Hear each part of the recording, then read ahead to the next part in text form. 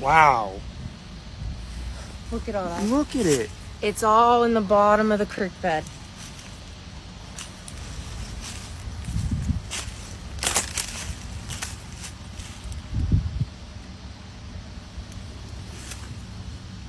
Now look at it.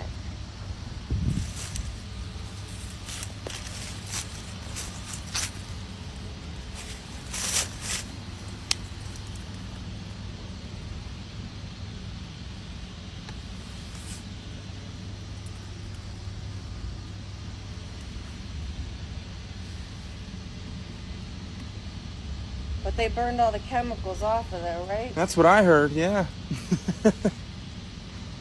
Maybe off the top. Hi guys, welcome back to the channel. I wanted to continue to look into the story in East Palestine. More information is coming out, and there's been a change of heart from FEMA, apparently. Biden is now going to send federal assistance after initially denying the town that assistance, according to the governor, Mike DeWine. He's now said, he's released a joint statement saying that there has been a change of heart, and they're now going there to offer their assistance. And this happened to be after Trump announced that he was going there. He says that, via his Truth Social, that he has a connection with Ohio and he wants to go there and offer his support. And then soon after, FEMA announces that, oh no, we are actually going to go there and help. They had a change of heart for some reason. So Trump to visit East Palestine in wake of train derailment. I'm probably going to go back and forth between calling it East Palestine and East Palestine. I've heard it pronounced both ways. Former President Trump plans to visit the town of East Palestine, Ohio, where a train derailment led to the release of toxic chemicals next week. Trump posted on Truth Social in response to a report that he was planning to make the trip, that the residents of East Palestine are great people who need help now. He later posted that he will visit on Wednesday. The 2024 presidential candidate's son, Donald Trump Jr., posted on Twitter that his father will visit the town. If our leaders are too afraid to actually lead, real leaders will step up and fill the void. The Biden administration has received some criticism from detractors who say the federal government took too long to respond to the crisis and send top officials to the site. The Department of Health and Human Services and the Centers for Disease Control and Prevention are sending toxicologists to East Palestine on Saturday to conduct testing after residents said they are still smelling noxious fumes from the chemicals and some are feeling ill. State officials have said testing has shown that the air and water in the town are safe, but some residents and experts have cast doubt on that assessment. Yeah, too right. You just have to talk to the people there or see their videos that they're posting. Clearly, their experience is completely different from what they're being told. There's no way I would drink the water there. Absolutely no way. So this is the joint statement that was released from the governor and FEMA, initially after saying that help was denied.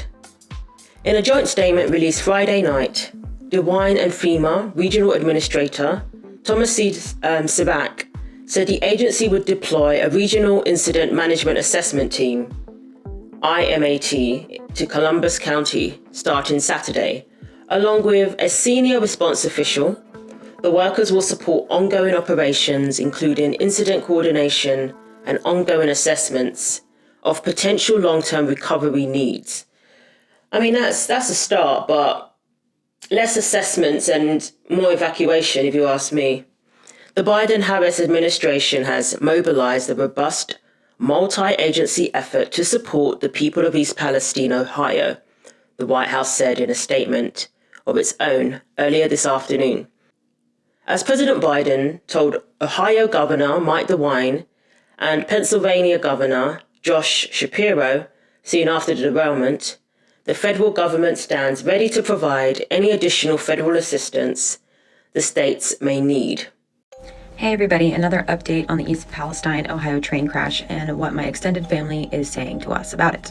They have been told that everything in their homes that is permeable, so their furniture, their bedding, their clothing, anything that's wood, cement needs to be thrown out because these chemicals have permeated through them and they're forever chemicals, so they're never going to go away. They're being told to throw out most of the things in their home and that simultaneously it's somehow safe to still live there. I'm not buying it, and neither are they.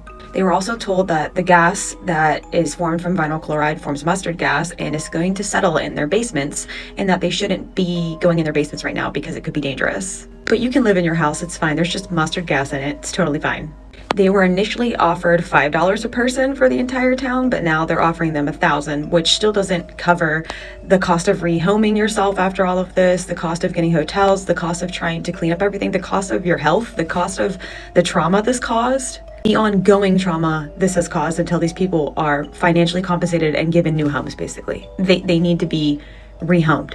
One of the most disturbing things is that they've told us they have body rashes. They've gone to the hospital and the doctors pretty much say, we don't know what we can do for you. We don't know how to treat this. We don't even know really what it's caused from. We don't know how to decipher how to go from here. The doctors are overwhelmed. It seems like the entire medical system everywhere around there is overwhelmed because of this. Who knows what all of these chemicals created when they combined in the air, in the atmosphere, in the water, in the soil. These chemicals have been confirmed to now be in the Ohio River, and I can tell you how that happened. Not to mention that these chemicals just were spewing into the air and into the clouds, the atmosphere above, obviously that part, but when the fire departments first came on the scene, they were dousing the flames of the train cars with massive amounts of water, which got into the streets and got into the sewer system, the water system, which inevitably ended up in the river. So all of the chemical runoff from the fire departments trying to put out the fire is in the water table now. I just think it's painfully obvious that they are downplaying the severity of all of this because they don't want to take financial responsibility for the permanent mess that they've caused for these people. They need to be honest. They need to be transparent about the short and long-term impacts of this train crash and what potentially this mixture of chemicals could do to everybody.